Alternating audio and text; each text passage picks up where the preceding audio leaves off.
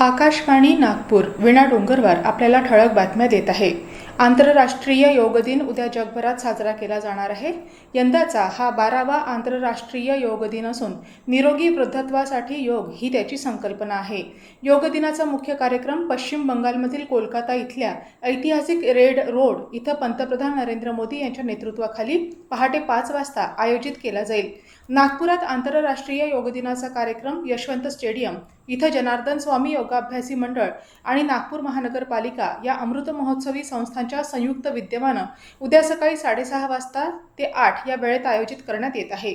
कार्यक्रमाला प्रमुख पाहुणे म्हणून केंद्रीय मंत्री नितीन गडकरी यांची उपस्थिती राहणार आहे। राष्ट्रसंत तुकडोजी महाराज नागपूर विद्यापीठात आंतरराष्ट्रीय योग दिनाचा कार्यक्रम उद्या सकाळी 7:30 वाजता क्रीडा संकुल रावसाहेब डी लक्ष्मीनारायण परिसर इथं आयोजित करण्यात आला आहे।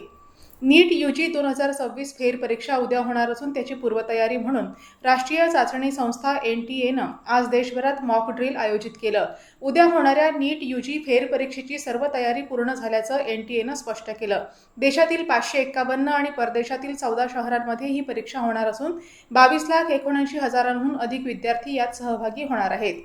राज्यातील ग्रामीण भागातील महिलांचं आर्थिक सक्षमीकरण, पशुपालनाला चालना आणि शासकीय जमिनींवरील अतिक्रमणांना आळा या त्रिसूत्रीवर आधारित महत्त्वाचा धोरणात्मक निर्णय मुख्यमंत्री देवेंद्र फडणवीस यांच्या नेतृत्वातील राज्य सरकारनं घेतला असून महसूल विभागाच्या वतीनं राजमाता जिजाऊ महिला सक्षमीकरण योजना जाहीर केली। महसूल मंत्री चंद्रशेखर बावनकुळे यांच्या संकल्पनेतून आणि पुढाकारानं ही योजना सुरू झाली असून या योजनेअंतर्गत राज्यातील शासकीय पडीक जमिनी, नोंदणीकृत महिला बचत गट, आत्महत्याग्रस्त शेतकऱ्यांच्या विधवा महिलांचे बचत गट आणि उमेद वामी अंतर्गत येणाऱ्या ग्रामसंघांना नाममात्र 1 रुपया दरानं भाडेपट्ट्यानं दिल्या जाणार आहेत। चेन्नईतील MA चिदंबरम स्टेडियमवर आज खेळवण्यात आलेल्या भारत आणि अफगाणिस्तान यांच्यातल्या एकदिवसीय सामन्यांच्या मालिकेतल्या तिसऱ्या आणि अंतिम सामन्यात भारतानं अफगाणिस्तानचा 9 गडी राखून दणदणीत पराभव केला। अफगाणिस्ताननं नाणेफेक जिंकून प्रथम फलंदाजी करण्याचा निर्णय घेतला आणि 50 षटकात 218 धावा करत भारतापुढे जिंकण्यासाठी 219 धावांचं उद्दिष्ट ठेवलं।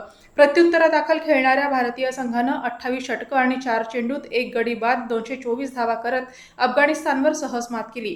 भारतानं मालिकेतले 3 सामने जिंकले आहेत। याबरोबरच हे ठळक बातमीपत्र संपलं। यापुढील ठळक बातमीपत्र आपण उद्या सकाळी 10:58 ऐकू शकाल। नमस्कार।